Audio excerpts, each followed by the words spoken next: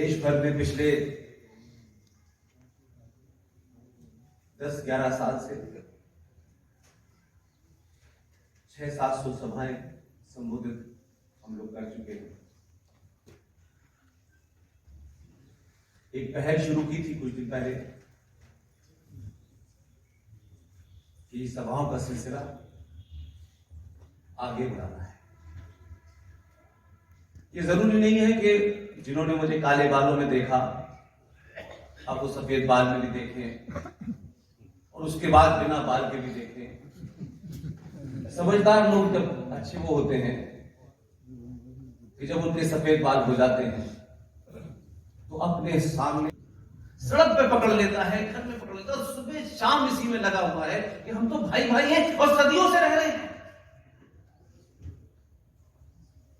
तो सिंह साहब ने जब जिन्ना साहब के बारे में ये कहा तो मैं मानता हूं कि उस दौर के जमाने में कुछ बातें जिन्ना ने एकदम सच्ची कही।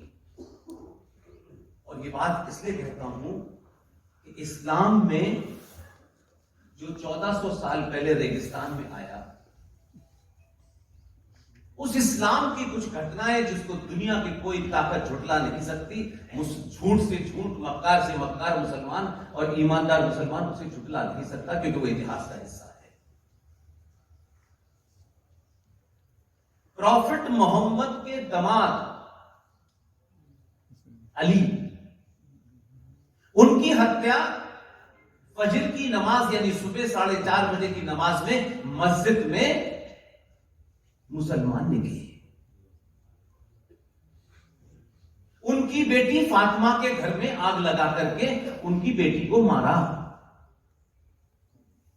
प्रॉफिट मोहम्मद के नवासे यानी ही उनकी बेटी और अली के 2 बेटे हसन हुसैन को करबला के मैदान में जमीन पर लिटा करके गर्दन पकड़ करके छुरी से पहला कलमा तैयब तैयब माने पाक ला इलाहा इल्लल्लाह कहते हुए गर्दन काटी गई।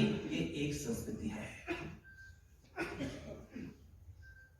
जिन्होंने अली की गर्दन काट करके उससे फुटबॉल खेली, जिन्होंने अली के परिवार के लोगों की औरतों को बेपर्दा करके शाम की गलियों में नंगा घुमाया, उन्हीं लोगों का इस आधुनिक युग में चरित्र बताना चाहता हूं। इसलिए जिन्ना सही था। 1971 में भारत पाकिस्तान के बीच में युद्ध हुआ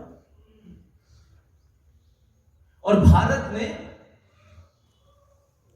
जो ईस्ट पाकिस्तान कहलाता था उस ईस्ट पाकिस्तान को अलग किया, क्योंकि वहां के लोगों ने भारत की सेना से, भारत से मदद मांगी। क्योंकि जो पंजाबी पाकिस्तानी फौजी था वो ये मानता था कि ये जो बंगाली हैं, जिसको बंगाल बांग्लादेश जिसे आप ईस्ट पाकिस्तान कहते हैं, इनकी भाषा में सब कुछ गैर मुस्लिम जैसा है।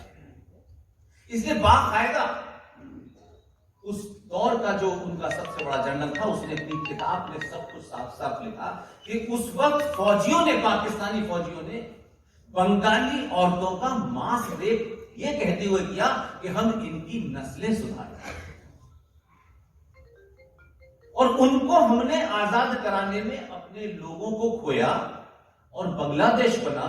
और बांग्लादेश में ये जो इस्लामिक देश बना, उसकी इस्लामिक जो मर्द मुजाहिद थे उसमें से 93,000 को उठक बैठक करा करके 2 महीने तक हमने उनका खाना पीना सब खिलाया। किसी एक इस्लामिक जिहादी फौजी के खरोंच नहीं आई। और ये उस दौर की बात है जब भारत को गेहूं की स्कैर्सिटी थी और जो सुअर खाते थे अमेरिका में गेहूं वो भारत में हमने खाया। तब भी हमने ये जानते हुए कि एक फौजी का धर्म क्या होता है, फौजी का दायित्व क्या होता है, 93,000 उन मुसलमान इस्लामिक जिहादियों को एक खरोच हमने आने नहीं दी और 93 के 93,000 को हमने पाकिस्तान वापस भेजा बाइज्जत। लेकिन 1999 में कारगिल के युद्ध में एक फौजी जिसका नाम सौरभ कालिया था वो गलती से उधर रह गया। जब पता चला तो कहा कि इसको वापस कर दें। तो इस्लामिक रिपब्लिक ऑफ पाकिस्तान जो ये कहते हैं कि ये जो रियासत है ये मक्का की रियासत है, ये अल्लाह के हुक्म से बना है मुल्क, उस रियासत के लोगों ने सौरभ कालिया की आंखें भी निकाली, किडनी भी निकाली और हमें वापस किया। तो सिंह साहब आप सही कह रहे हैं, जिना सही था कि हिंदू मुसलमान दो अलग अलग कौमें हैं, ये एक साथ नहीं रह सकते।